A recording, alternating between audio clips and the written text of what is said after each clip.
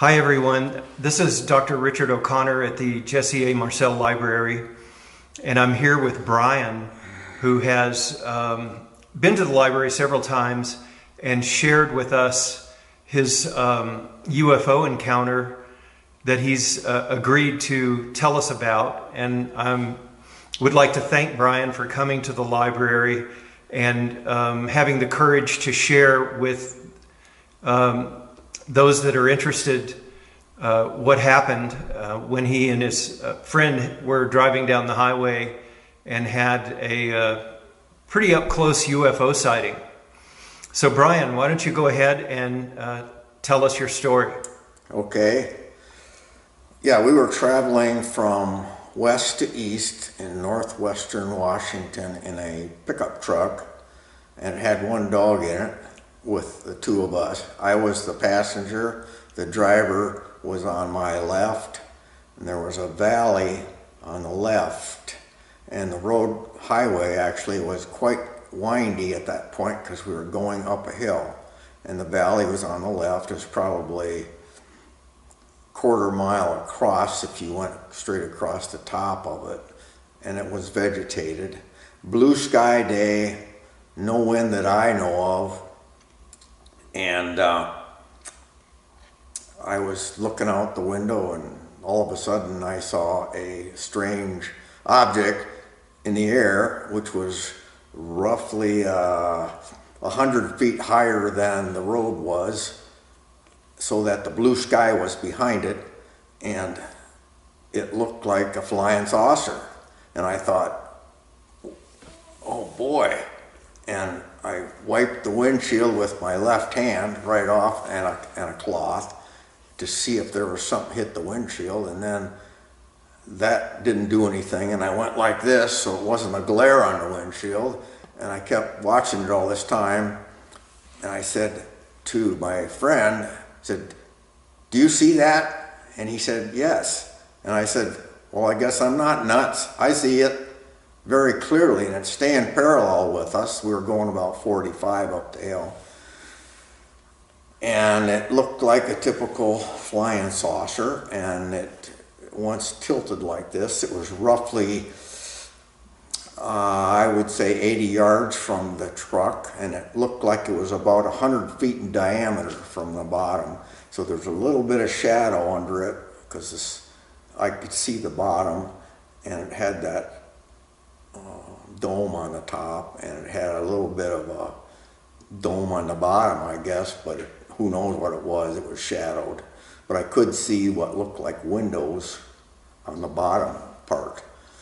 And this went on, and I thought in my mind, I said, because I'm a Trekkie, I thought, beam me up, Scotty, I'll go. And I watched it another 10, 15 seconds, and this whole thing lasted maybe 30 seconds to a minute, and I would guess 45 to a minute that this whole sighting occurred. And then it was paralleling us, and it seemed like it realized that it was being seen, and it just shrunk to nothing in a split second. Probably half a second it took to disappear while I was watching it. And it was like it went straight away into the distance and as it got smaller, but it just happened so quick. Nothing goes that fast. I don't know of how it could do that, and that's what happened. Okay. Was it shiny metal, or did it look metallic? It looked aluminum-like. Did you see any appendages on the surface of it? No, it's very similar to that little model on top of the bookcase there. Oh, okay. Uh-huh. Very, very similar. I'll get the model so you can... Except... you can show people. Yeah, this is the model that he's referring to. Right. It was also shimmering some because of the sunlight. It looked a little...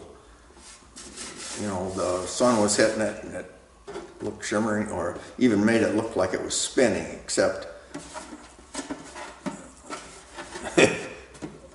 the windows on this one were down here on the one I was looking at. Okay. I couldn't see the top sides. Okay. I could just see a little bit of the top. And you think this was about 80 yards off the road? It's my best guess. So it was pretty close to you. You could see it very clearly. Oh yeah. 1 o'clock p.m., very bright sun. Okay. Did you roll down the windows, or could you hear any noise that it was making? No. Okay. My friend kept driving, so the truck was having some noise itself, and we didn't stop, and he didn't want to stop. Well, it was kind of narrow anyway, going up the hill. Okay. And this lasted for somewhere between 45 seconds and a minute, so you had plenty of time to look at this. Oh yeah. Did you see any markings on it that said USAF, or any kind of insignias on it, or any identification marks on it at all? None. Okay.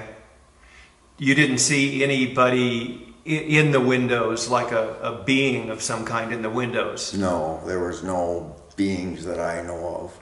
How did your friend respond to this? Or did you talk about this later together with your friend? Not a lot. We acknowledged that it happened, and he did too, which verified to me that it did happen, that I did see something. Right. He was more reluctant to talk about it to anybody than I am. He doesn't really talk about it. No, as far as I know, he hardly would. When we visited later, say a year or two later, you bring it up, and one of our partners said, "Did you see a UFO? Or do you remember the UFO sighting, Russ?" And he said, "Yes." And that was it. And he clammed up. Okay. But he couldn't look a lot. He was driving. Okay. I had my eyes on it all the time. Right. Except for blinking. So he was driving on a windy road and had to keep his eyes on the road. Has this had an impact on your life as far as how you see the universe and our place in it? It more verified that the universe is, it's forever. It goes on and on and on. There is no end to it. There is no side to it, and therefore the process of finding other beings is almost has to be. There just can't not be other beings, and this may be a being, this may be a spaceship. Right. Okay. Did you talk to your wife about this event? Yes, it was my partner. Not okay. Married. Right, okay. And your partner, but you talked about this, and yeah, she listened quite well, and she's been here a few times on her own and with me at the library. Right. Okay.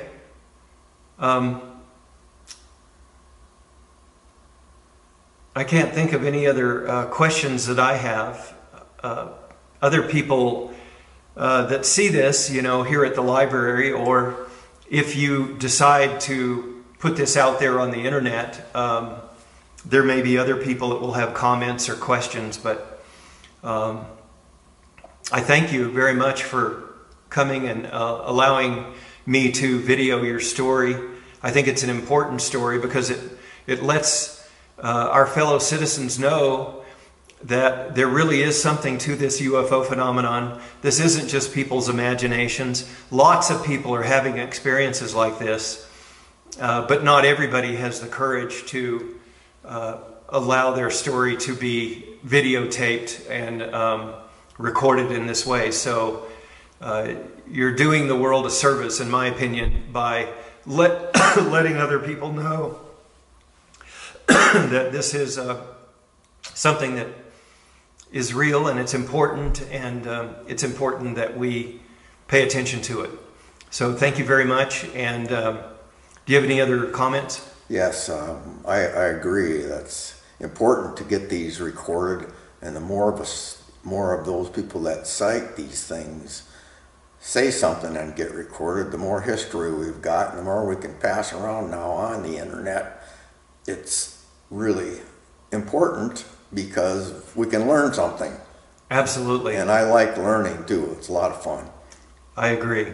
And I think that people doing things like you're doing now will only help to accelerate the awareness among our fellow citizens that this is something that is happening and deserves our attention.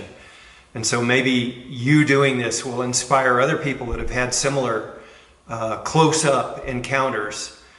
A lot of times we're led to believe that people that see UFOs, they're just lights in the sky that are miles and miles away and we don't know what they are, you know. But in your case, and in many other cases that I've come across, people are seeing these things in an up-close and personal way, and it's really having an impact on their lives. So yeah, it's like, wow, seeing the Enterprise. Yeah. And I'm being a Trekkie, it's really fun to see such a thing, and I'd love to go on a ride with them if they're peaceful. Absolutely. Show me around. Yeah, I totally agree with that. Well, thank you very much. Dr. Richard O'Connor at the Jesse A. Marcel Library, signing off. UFO replica called the Sport Model. In the case of the UFO model, we've made every effort to make it correct and to make it accurate. We've made every effort to find out the best information on the subject. We went to people who said that they have worked on the craft. Could the Sport Model really be the next step forward in military aircraft design? Tester says yes, and the experts are listening. The Tester Corporation has been very lucky in terms of building models that suddenly become real planes, but it's not luck. Now they're telling us that they believe that flying saucers at Area 51 are a real possibility. This model may be the very, very first authentic plastic scale model kit of something that was designed and built and flown from another planetary system. I cannot say that that is absolutely certain, but there is that possibility. This particular disc appeared to be in excellent condition, and because of its sleek appearance, I nicknamed it the Sport Model. The Sport Model is about 16 feet tall and 40 feet in diameter. The exterior skin of the disc is metal, which is the color of unpolished stainless steel. The Sport Model sits on its belly when it's not energized. As you can see, the hatch is located on the upper half of the disc with just the bottom portion of the door wrapping around the center lip of the disc. The interior level of the disc is divided into 3 levels. The lower level is where the 3 gravity amplifiers and amplifier guides are located. These are the things used to amplify and focus the gravity A wave that we learned about in our science lessons. The reactor is located directly above the 3 gravity amplifiers on the center level and is in fact centered between them. The center level of this disc also houses the control consoles and seats, both of which were too small and too low to the floor to be functional for adult human beings. I was never given access to the upper level of the disc, so I can't enlighten you as to what the porthole-like areas are, other than I can assure you that they're not portholes. And also had it in the research in Switzerland on the case of the Palladian contact with Edward Meyer. We were followed, our telephones were monitored, things were interrupted, mail was interrupted, a lot of things during those times. And I really didn't know why at the time, because it was like all the other cases I was dealing with, except when Bob Lazar came out of Area 51 and told his story. It appears that the craft that he was doing the Beck engineering on was similar to the style of one of the ships in the Palladian case. The craft that are you talking about, the scout craft, is that the one that's like the Adamski picture with the 3 domes underneath? And if it's not, I'm not exactly sure what the Adamski picture. Okay, it's the saucer shape that has. This is the one that looks like one of the Meyer craft. Did you see? Any others than that one, or is there 9 up there? Yeah, I saw 9 total, but that's the only one I got close enough. It looked like, if anyone's familiar with Billy Meyer's sightings, very astonishingly similar to that craft. It was a very sleek, thin-looking, flying saucer-shaped craft. Kind of hard to describe without drawing it. And the only conclusion I can draw at this time is that our government had put the two things together much earlier than we did. They had the information. We did not until Lazar came out, and they thought we were in contact with the owners or manufacturers of that sport version that Bob Lazar said he was working on.